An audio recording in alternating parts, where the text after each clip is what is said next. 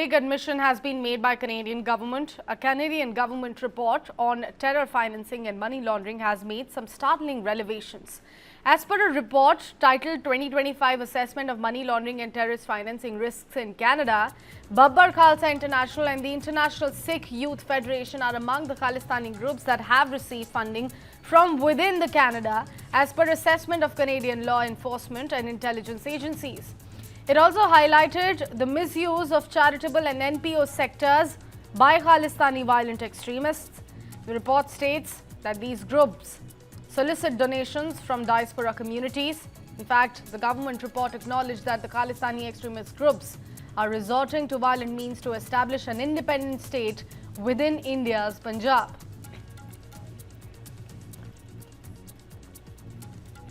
All right, let's discuss this further. Foreign Affairs expert Canada and US Surinder Singh Lalli, as well as Defence and Geopolitical expert retired Lieutenant General Sanjay Kulkarni are joining us on the broadcast. Thank you so much for speaking to News 9.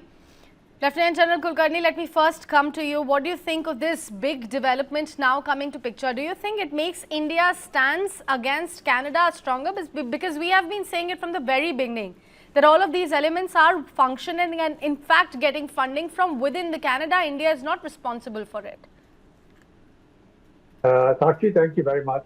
I think it vindicates India's stand. India has been saying all along that these Khalistani movement, which is there in Canada, is being funded, and therefore now when there's an admission coming from Canada itself, from the Department of Finance, and also from the politically motivated violent extremism, claiming that Babbar Khalsa and international Sikh Youth Federations have been equated with Hamas and Hezbollah, have been gathering funds within, and there has been money laundering, and that they admit that this kind of thing has been happening for a long time, though it has reduced substantially, that they admit that it has reduced substantially. But yes, there was a lot from their own community that the money was being raised and being misused for it to be there for all kinds of activities in Punjab. And therefore, it does definitely, it is the admission itself, because you remember how the relations of India with Canada deteriorated primarily because Trudeau, because of Niger's killing, almost blamed India for his killing, resulting in the envoy being pulled back and relations getting strained. But hopefully, under the new Prime Minister, there seems to be a positive side. The envoy restoration will take place soon. Hopefully, things will improve. And the very fact that this admission has happened, so we would much like to see it on ground that these kind of activities are not allowed to happen, because this kind of a money laundering, collection of funds, all of it being said, and even the very fact that Pannu himself happened to be there during the ceremony of Trump's swearing in, is also indicated that these kind of things, as far as possible for sensitivities of India, and also not to let such organizations flourish, prosper, or indulge in money laundering. I think it's a very, very positive step from the Government of Canada. Hopefully, things will ease and there will be better relations, and even these kind of fringe groups that are there will also not be allowed, because it's a very, very minor aberration. But then, of course, it brings in a bad name to everybody. It brings a bad name to the nation, it brings a bad name to the community, and I'm sure all of it will stop, hopefully soon, and some good sense will prevail. But yes, vindication of India wanting to tell that since mid-80s, this kind of a thing has been happening in Canada, and now that the Canadian government admits, I'm glad that the thing has happened. Absolutely. Mr. Lalli, let me also have your opening comments on this big development coming into the picture, because this report not only has highlighted Khalistani extremists, but they have also explicitly mentioned the groups in it as well. Thank you. It's a pleasure and honor for me to be here. And, this is the worst kept secret. But I come with a very heavy heart, because as a proud Indian Sikh, I'm still awaiting justice and closure to the Air India 182 Ganesh bombing. There was a plane from my country in which 331 died, which 268 were Canadians and 84 children under the age of 13. Now, as an act of Freudian slip, back then, it's the Canadian head of state which called up the Indian head of the state and expressed condolences. And why do I say Freudian slip? Because 268 were Canadian citizens. So that ought to give you an idea of the mindsets, since the Trudeau senior days that has been going on, and this is not now. I mean, even back then, the Prime Minister of British Columbia, Ojjal Dosanjh, was on record saying, and I was part of that conference where he said that, Pierre Trudeau had enough reports that these two gentlemen from the Babbar Khalsa were out in the woods trying to check explosives, but he didn't do anything about it, and we lost the plane. And that's one. And number two is, where are these Johnnies now? I mean, where is that Pannu? Where is Six for Justice? Where is Babbar Khalsa? Where is World Sikh Organization when Punjab is underwater? What am I trying to say by that? What am I trying to insinuate by that? That these are Johnnies who only use Sikhism as a front for all those nefarious activities, which are very much mentioned in detail in the PMVE report. They are only fronts. They have nothing to do with Sikhism. They have been responsible for almost burying under the ground the relationship between two English-speaking democracies with such a large diaspora. But, I'm a positive guy, so I am going to have a lot of expectations from Mark Carney because Justin Trudeau was in bed with them. He used to get funded by them, and because of those vested interests, he actually hampered the relationship between two democracies, especially when the world is so polarized and divided.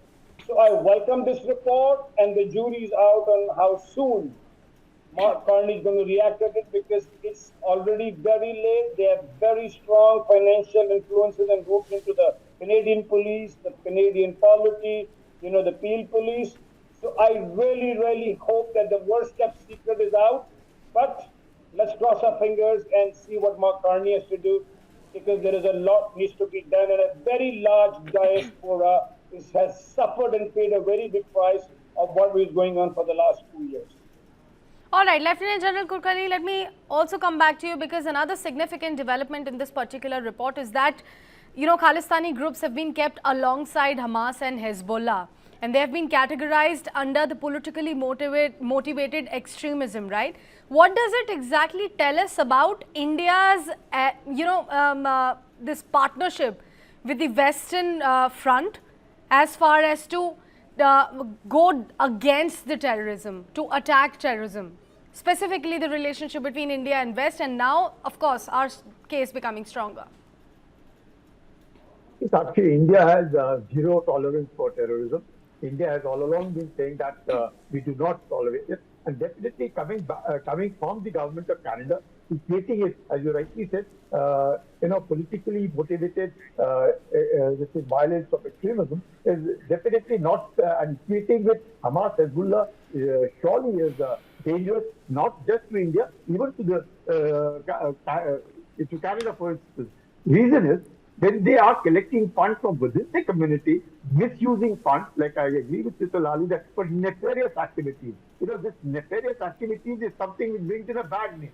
A very small number, extremely small number. But since they have funds, they misuse those funds. And all those funds are being misused, and well, if they have been used well for what is right now happening in Punjab, the flooded Punjab, it would have been seen as in good light. Instead of that, what they have not done, they've been using it for something that nobody would want to stand. And equating them with Hamas, Hezbollah is indicative that how serious these organizations were working. They had a sizable amount of stake, and as rightly said, Justin Trudeau, his father, both of them have been deeply involved into it. There is no denying the fact that the very fact that the present Prime Minister, Mark, has accepted, and the very fact that the report has come out is indicative that yes, this is something which is dangerous, which needs to be nipped bud, and hopefully, as I said, well, one must walk the talk now, because all of it has come out. Everything, our stand or India's stand has been indicated. We know that such activities have been going on. We've been saying so. It has almost come to, the diplomatic relations have almost gone down to, gone down south, I would say. It was very, very sad. And, no ambassadors for a long, long time. Things had gone down. It looked as if there were countries that daggers drawn. But now, in the present state, with High Commissioner being restored in both the countries, hopefully, I think that these kind of activities blaming each other for no rhyme or reason, like Niger's killing Justin Trudeau all along, kept saying it was India's involvement, his statement, and like what Mr. Lali said, well, he depended on the funds coming from these organizations, and therefore probably he was paying them back by signing with them. All of it should end, and we must establish good relations with Canada, and all these fringe groups in Canada must be banned, and this doesn't speak very good of them because we equated with Hamas and Hezbollah. Definitely, I'm sure the Sikh community in Canada would not like to be equated with these kind of gangs which have been definitely designated as terrorists by the UN also.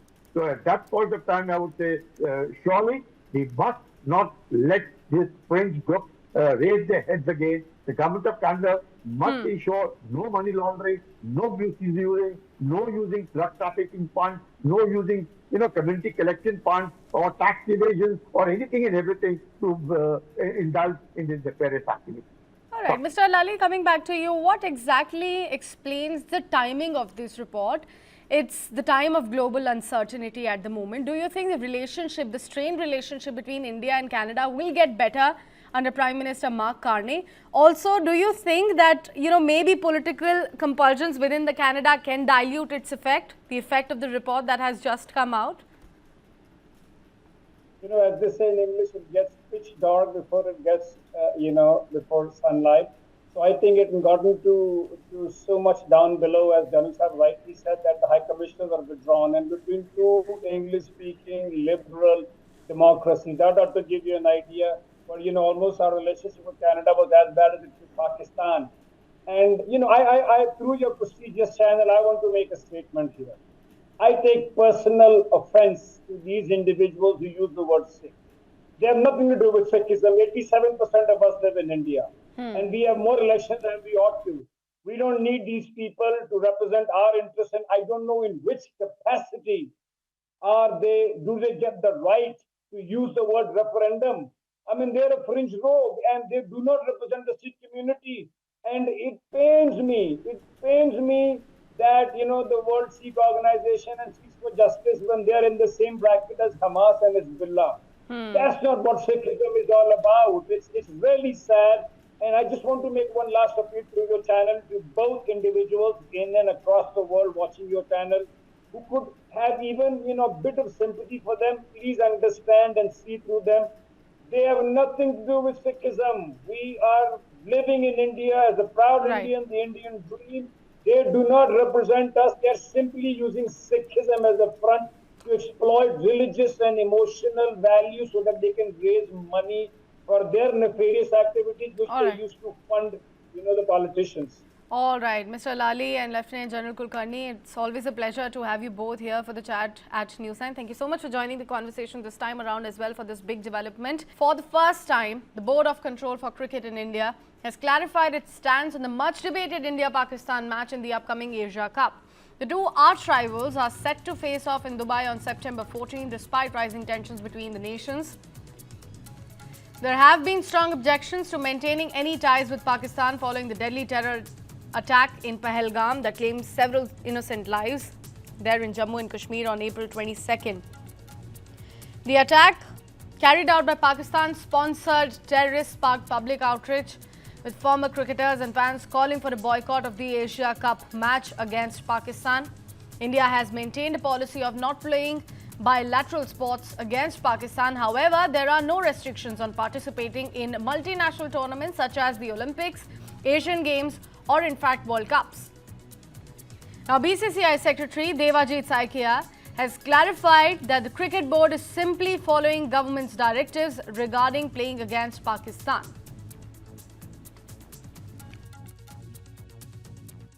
So far as BCCI's view is concerned, we have to follow whatever the central government formalizes. Recently, the policy which is in place regarding India's participating in any multinational tournament or international tournament, there is no restrictions imposed by the central government whether we play any of the countries which are not in good terms with India.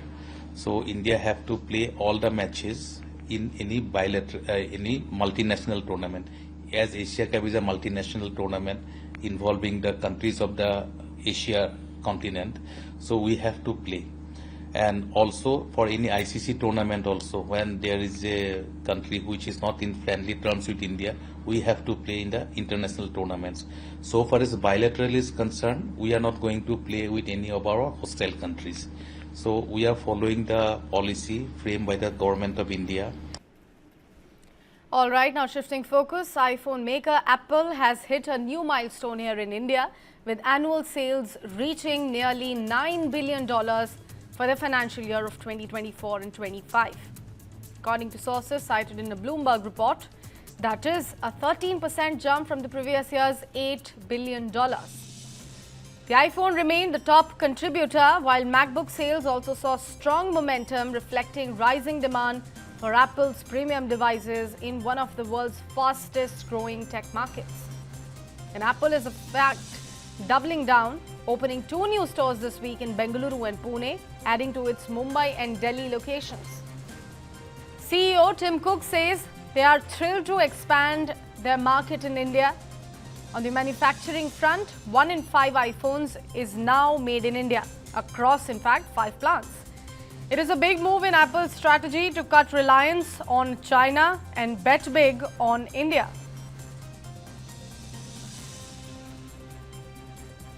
India's bioeconomy is on a rapid rise, growing from $10 billion in 2014 to nearly $166 billion in 2024. The government now aims to nearly double that to $300 billion by the year of 2030. This growth is powered by breakthroughs in biotech, agriculture, biomanufacturing, and healthcare. Indian firms supply 40% of the World Health Organization's vaccine purchases, with a big chunk used domestically. Around 20% of India's vaccine exports go to the WHO African region, cementing India's spot as a global vaccine leader. The WHO report shows the Serum Institute's share of the global vaccine market, excluding COVID vaccines, jumped from 19% in 2021 to 24% in the year of 2023. Alongside Bharat Biotech and Biological E, India is among the top vaccine manufacturers worldwide. On green energy, India hit 20% ethanol blending in petrol this year, 5 years ahead of schedule, boosting farmer incomes, cutting crude oil imports, and saving billions in foreign exchange. Backing the momentum, the government approved the Bio-E3 policy to promote sustainable biomanufacturing, a major step in fighting climate change and driving innovation. From vaccines to ethanol, India's bioeconomy is shaping up as a global force for sustainable growth.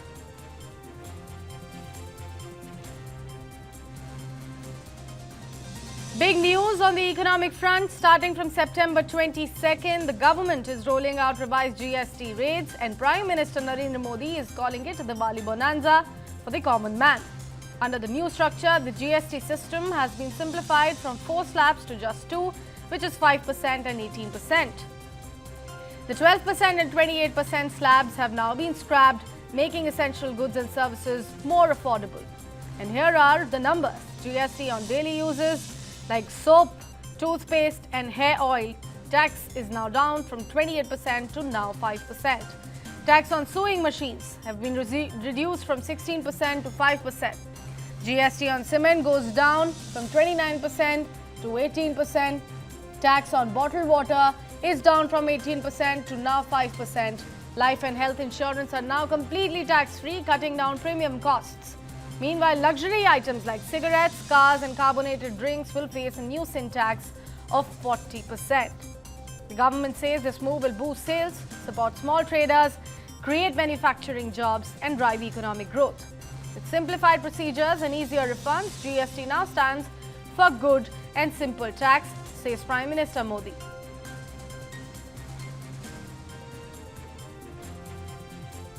Now, one big news from the auto sector. Tata Motors has announced a price cut of up to 1.45 lakh rupees across its entire passenger vehicle range, effective from September 22nd in response to the newly approved GST 2.0 regime.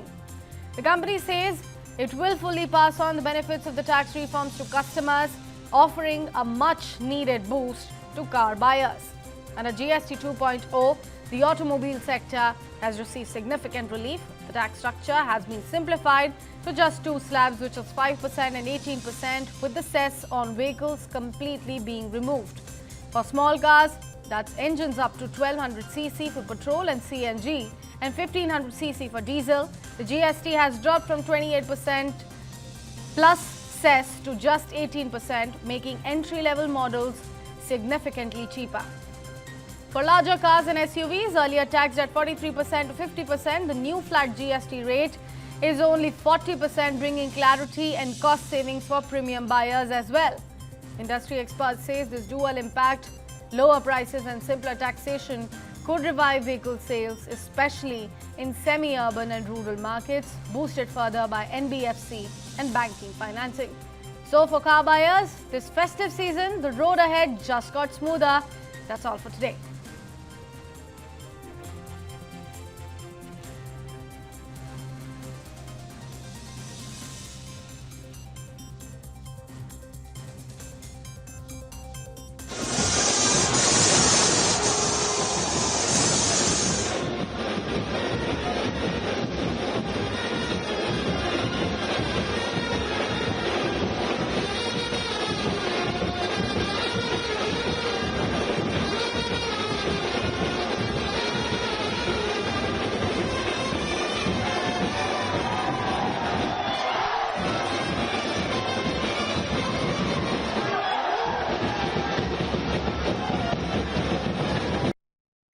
Well, after 10 vibrant days of devotion, music and celebration, Ganesh Chaturthi is set to conclude this Saturday with the immersion of Lord Ganesha idols across the state of Maharashtra.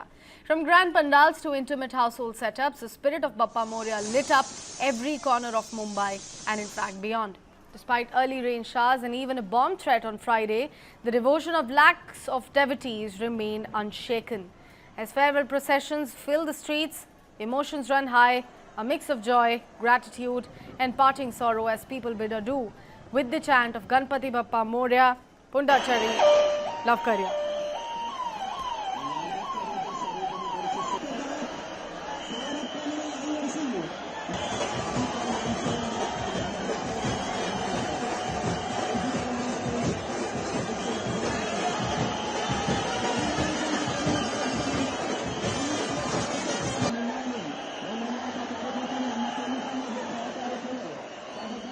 इस वक्त हम मौजूद है मुंबई के उसी सार्वजनिक गणेश पंडाल जिसकी चर्चा पूरे साल भर की जाती है, यानी लालबाग के राजा गणेश पंडाल में। और ये वो पंडाल है, ये वो बप्पा हैं जिनके झलक पाने के लिए दूर दराज से तमाम जो बड़े लोग हैं वो आते हैं, चाहे उद्योगपति हों, चाहे बड़े नेता हों, चाहे तमाम सेलिब्रिटी हों। और आज जब विसर्जन का दिन है, बप्पा की विदाई के लिए भी लोग सुबह से ही यहाँ पर पहुँचना शुरू हो चुके हैं। अभी तो कुछ वक्त है बप्पा के विदाई के लिए, यहाँ से निकलने का वक्त है, लेकिन उसके बाद आप आसपास लालबाग के राजा के परिसर का नज़ारा देखिए कि तमाम जो भक्तगण हैं वो सुबह 6 बजे से ही यहाँ पर पहुँचना शुरू हो चुके हैं और एक झलक बप्पा की पाने के लिए यहाँ पर पहुँचे हुए हैं। हम लोगों से बातचीत करेंगे कि आखिर वो लोग कहाँ से आए हैं। कहाँ से आए हो आप? सूरत से आए। हर साल आते हो? हाँ, हर साल आते हैं। सुबह हर साल दर्शन के लिए आया, इस बार पहली बार विसर्जन के लिए आया। पहली बार विसर्जन के लिए आए। आप कहाँ से आए हो? सूरत से ही। कितने बजे रात को निकले थे? हम रात को 2 बजे निकले थे। सुबह हर साल आते हो? नहीं, हर साल नहीं है, पहली बार आया हूँ। कहाँ से हो भाई? सूरत से ही है। सब साथ में आओ क्या? साथ में ही आए हैं। अच्छा, बट पहले दर्शन करने नहीं आए थे? दर्शन करने आया था ना, फिर से आया मैं। विसर्जन के लिए हर साल आते हैं? नहीं, पहले बार आई। पहली बार आई हैं। लालबाग के दर्शन किए थे? हाँ, किए। आज कब तक नहीं, जब तक बप्पा निकल नहीं जाएंगे? कब तक रहेंगे हम यहाँ? आपके साथ और कितने लोग? एक ही दोस्त है मेरा। और भी लोगों से बात करेंगे। आप बताइए कहाँ से आए हैं आप लोग? डोंबिवली से। हर साल आते हैं विसर्जन के लिए? नहीं, मेरा फर्स्ट टाइम है। अच्छा, बप्पा के विसर्जन के लिए आए हैं? हाँ, वैसे मन्नत के लाइन में हर साल आती हूँ। अच्छा, फिर भी विसर्जन के लिए आए हैं? हाँ जी।